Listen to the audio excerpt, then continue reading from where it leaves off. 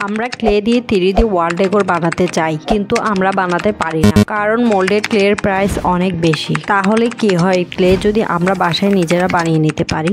আজকে আমি ওয়াল পট্টি দিয়ে এমন একটা ক্লে তৈরি করব যা দেখে তোমরা কখনো মোল্ডেড ক্লে আর কিনবে না, এবং এই মোল্ডেড ক্লে দিয়ে আমি একটা 3D পেন্টিংও করে দেখাবো। চলো এবার ভিডিওটা শুরু করা যাক। প্রথমে একটা প্লেট নিয়ে নিলাম ওয়াল পট্টি দিয়ে ক্লে তৈরি করার জন্য। তোমরা চাইলে বাসায় ইউজ করা নতুন প্লেটও ব্যবহার করতে পারো তোমাদের কাছে কোনো পুরাতন প্লেট না থাকলে। কিন্তু তোমার মায়ের উড়ন্ত ঝাঁটার বাড়ি যখন তোমাদের পিঠের উপর পড়বে তখন আমি দায়ী থাকবো না, কারণ এখানে আমি পুরাতন প্লেটই নিয়েছি যেটা বাসায় ইউজ করা হয় না। প্রথমে আমি ওয়াল পট্টি পাউডার নিয়ে নিলাম 1 কাপ। এরপর আরো সামান্য কিছু পাউডার নিলাম। এবার ওয়াল পট্টি পাউডারের মধ্যে সামান্য পরিমাণের করে পানি মিক্স করুন। তোমাদের ঠিক যতটুকু ক্লের প্রয়োজন হবে তোমরা ঠিক ততটুকুই তৈরি করবে, কারণ এই ওয়াল পট্টি পেস্টটা দিয়ে 2-3 ঘন্টার বেশি কাজ করা যায় না, এটা খুব দ্রুত শুকিয়ে যায়। পানি বেশি পরিমাণে দেওয়া যাবে না, ঠিক যতটুকু প্রয়োজন হবে তোমরা ততটুকু পরিমাণে দিবে। পরে আমি হাতে সরষের তেল দিয়ে ময়শ্চারাইজ করে নিলাম।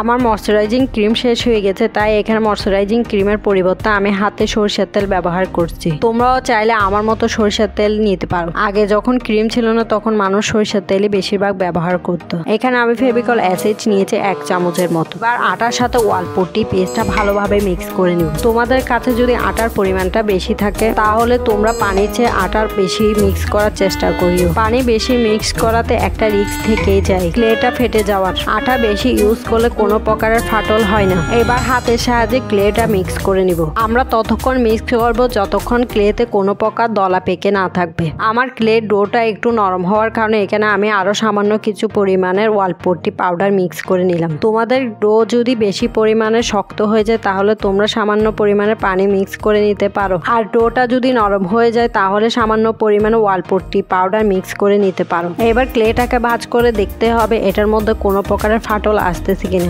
যদি ক্লেটা কোনো প্রকারের ফাটল না আসে তাহলে মনে করবে এই ক্লেটা তৈরি হয়ে গেছে। আর ক্লেটা একটু সফট রাখার চেষ্টা করবে। অতিরিক্ত হার্ড হয়ে গেলে ক্লেটা ফেটে যাওয়ার সম্ভাবনা বেশি থাকে। ক্লেটা তৈরি হয়ে গেলে এবার একটা পলিথিন ব্যাগের ভিতরে রেখে আমাদের কাজ করতে হবে, যেহেতু ওয়াল পট্টি পেস্ট খুব দ্রুত শুকিয়ে যায়। এবার আমি তোমাদেরকে এটা দিয়ে একটা 3D পেন্টিং করে দেখাবো, অনেকটা কালচার পেন্টিং এর মতো করেই করব। এর জন্য আমি প্রথম পিন্টারেস্ট থেকে একটা রেফারেন্স পিকচার নিয়ে নিব। পিকচারটা আমি সেভ করে রাখলাম, কারণ একটা রেফারেন্স পিকচার নিয়ে নিলে পেন্টিং করতে অনেক সুবিধা হয়। এখানে আমি পেন্টিং করার জন্য 6x6 ইঞ্চি এমডিএফ বোর্ড নিয়ে নিয়েছি। তোমাদের কাছে এমডিএফ বোর্ড না থাকলে তোমরা কার্ডবোর্ড নিতে পারো। প্রথমে অল্প কিছু ডো নিয়ে নিলাম পলিথিন থেকে। এরপর রাউন্ড করে পাতার শেপে করে নিব। এখানে পাতার ডিটেলিং করার জন্য আমি প্যালেট নাইফ ব্যবহার করেছি। তোমাদের কাছে যদি প্যালেট নাইফ না থাকে তোমরা ছুরি, নীল কাটা যে কোনো কিছু ব্যবহার করে ডিটেলিং করতে পারো। ফেভিকল অ্যাসিড দিয়ে এবার লাগিয়ে নেব। সেম ভাবে আরো অনেকগুলো পাতা বানাবো। পাতাগুলো একটা একটা করে লাগিয়ে নেব।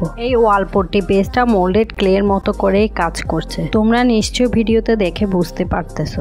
সবসময় দামি ক্লে দিয়ে কাজ করতে হবে এমন তো কোনো কথা নেই। শুরুর দিকে সস্তায় ক্লে দিয়ে কাজ করলে জিনিসটা অনেক ভালো হয়, তাতে আমাদের ক্লের অপচয় কম হয়। লম্বা করে রাউন্ড করে একটা গাছের ঢালও এঁকে নেব, যাতে মনে হয় ঢালটা ঝুলে আছে। এবার কিছু ফুলের ডিটেলিংও করব। তোমরা ভিডিওটা ভালোভাবে খেয়াল করো আমি ফুলটা কিভাবে বানাচ্ছি, ওটার ডিটেলিং তো আমি মুখে বলে বোঝাতে পারবো না। তাই তোমরা যদি ভিডিওটা ভালোভাবে খেয়াল করো তাহলে তোমরা নিজেরাও বানাতে পারবে বাসায়। ফুলের পাপড়িগুলো বিভিন্ন শেপের ডিজাইন দিয়ে করতে হবে, যাতে একই রকম বোঝা না যায়, কারণ প্রতিটা ফুলের পাপড়ি আলাদা আলাদা সাইজের হয়ে থাকে। এবার এটা শুকানোর জন্য রেখে দিব। এবার এটা ভালোভাবে শুকিয়ে গেলে এরপরে জেসো লাগিয়ে নিব। এখানে জেসো লাগাবো কারণ জেসো লাগালে কালারটা অনেকখানি ফুটে উঠে, আর জেসো লাগালে কালারের পরিমাণটাও অনেক কম লাগে।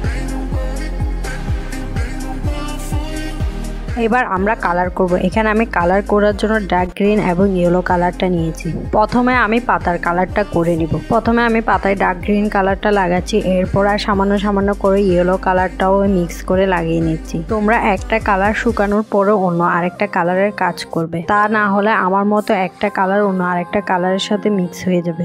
এইবার ফুলটা কালার করব। এবার ফুলটা কালার করার জন্য আমি পিঙ্ক কালারটা নিচ্ছি। পরবর্তীতে পিঙ্ক কালারটা আরো একটু লাইট কালার হওয়ার জন্য আমি এখানে হোয়াইট কালার মিক্স করে নিলাম। পরবর্তীতে ফুলগুলোতে কিছু ডিটেলিং করেছি। ডিটেলিং না করলে রিয়েলিস্টিক মনে হয় না তেমন।